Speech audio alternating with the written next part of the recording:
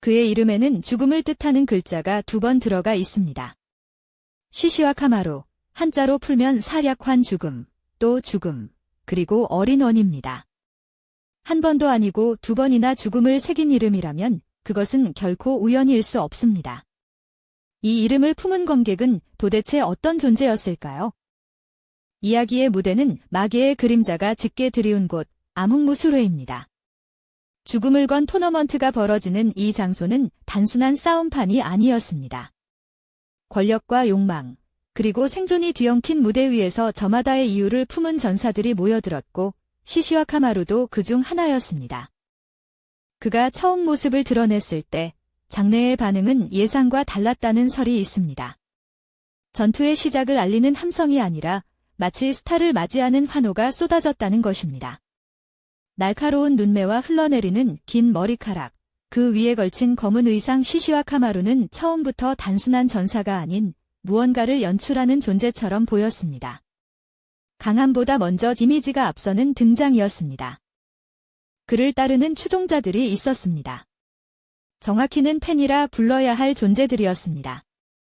강함으로 얻는 존경이 아니라 외모와 카리스마로 사람을 끌어모으는 능력, 이것이 다른 마계 전사들과 시시와 카마루를 구분짓는 첫 번째 단서였습니다. 마계라는 냉혹한 생존의 땅에서 긴 길을 무기로 삼는다는 것, 그것은 무엇을 의미했을까요? 그런데 한 가지 이상한 점이 있었습니다. 검객이라면 검으로 상대를 쓰러뜨리는 것이 자연스러운 일일 텐데 시시와 카마루가 선택한 주된 무기는 검이 아니었습니다. 그가 가장 아끼는 것으로 알려진 도구는 돌아올 수 없는 망토. 한 번 그 천 안으로 끌려 들어간 자는 현세로 돌아오지 못한다는 금지된 물건이었습니다. 검을 가진 자가 굳이 검 대신 망토를 택했다는 것, 이 선택에 어떤 의미가 담겨 있지는 않을까요? 금지 도구란 그 이름처럼 함부로 사용해선 안 되는 것들입니다. 위험성이 인정되어 사용 자체가 제한된 도구들, 그것을 다룰 수 있다는 것 자체가 이미 보통의 전사와는 다른 차원의 존재임을 의미한다고 추정됩니다. 시시와 카마루는 단순한 전투력이 아닌 특수한 도구를 통제하는 능력까지 갖춘 다층적인 존재로 평가받습니다. 그 능력의 출처와 습득 경위는 지금도 명확히 알려지지 않았다는 설이 있습니다. 그의 싸움을 지켜본 이들은 한 가지 공통된 인상을 이야기합니다. 그는 상대를 이기는 것에 집착하기보다 상대를 지워버리는 것에 더 능숙해 보였다는 것입니다. 망토의 속성 그대로 흔적 없이 사라지게 하는 것, 어쩌면 그것이 그의 전투 철학이었을지도 모릅니다. 그런데 왜 하필 지우는 방식이었을까요? 그리고 그가 진정으로 지우고 싶었던 것은 무엇이었을까요? 여기서 첫 번째 단서를 살펴볼 필요가 있습니다. 그의 이름, 시시와 카마루, 한자로 풀면 사약환, 죽음이 2번 반복되고 그 뒤에 젊음과 원이 붙습니다. 죽음이 2번이라는 것은 무엇을 뜻할까요? 죽음을 경험한 자인지 아니면 죽음을 2번이나 이름에 담을 만큼 그것에 가까운 존재로 스스로를 정의한 것인지 지금으로서는 추측만이 가능합니다. 2번째 단서는 외모를 향한 그의 태도에 있습니다. 그는 자신의 아름다움을 의도적으로 연출했다는 인상을 남겼습니다.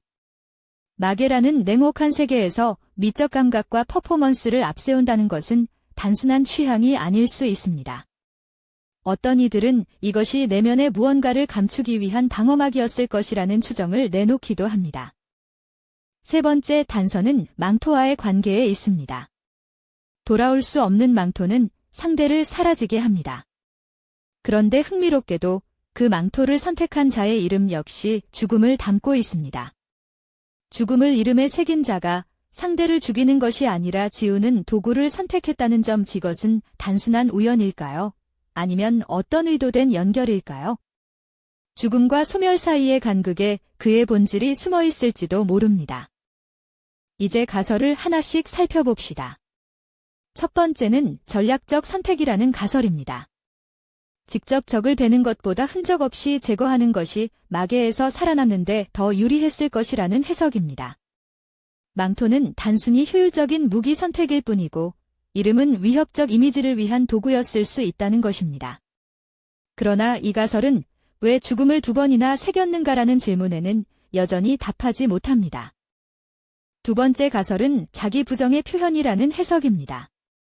죽음을 이름에 새기고 상대를 지우는 도구를 쓰는 자 어쩌면 그 자신이 지워지기를 원했던 것은 아닐까라는 추론입니다. 마계의 냉혹한 환경 속에서 자신의 존재 자체를 부정하거나 무언가로부터 도망치려 했을 가능성을 배제할 수 없다는 설이 있습니다. 다만 이 가설은 심리적 해석에 지나치게 의존하며 직접적인 근거를 찾기 어렵다는 한계가 있습니다. 세 번째 가설은 디미지의 갑옷이라는 해석입니다.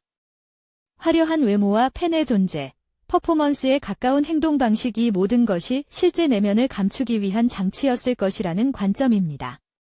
강함을 과시하면서도 상대를 지우는 방식으로만 싸우는 것, 어쩌면 그것은 진정한 대결 자체를 회피하고 싶었던 것일 수도 있습니다. 그러나 이 가설 역시 그의 실제 내면에 대한 정보 없이는 확인할 방법이 없습니다. 네 번째 가설은 가장 단순합니다. 그것이 곧 그 자신이었다는 해석입니다. 죽음을 이름에 새긴 것도, 지우는 무기를 선택한 것도, 화려함으로 자신을 꾸민 것도 어쩌면 그 모든 것이 시시와 카마루라는 존재의 진짜 모습이었을 수 있다는 것입니다. 모든 것에 숨겨진 의미가 있어야 한다는 전제 자체가 틀렸을 수도 있고, 바로 그 가능성이 이 캐릭터를 더욱 불투명하게 만듭니다. 그리고 이 네 가지 가설 중 어느 것도 시시와 카마루의 이름과 행동과 선택을 완전히 설명하지 못합니다. 각각의 가설은 어느 한 부분은 설명하지만 다른 부분에서 반드시 허점을 드러냅니다. 죽음을 두 번 새긴 이름, 지우는 무기, 화려한 외면 이 세 가지가 하나의 이야기로 완전히 맞물리는 해답은 아직 찾지 못한 상태라는 것이 솔직한 결론입니다. 시시와 카마루는 그렇게 화려하게 등장했다가 많은 것을 남기지 않은 채 사라졌습니다.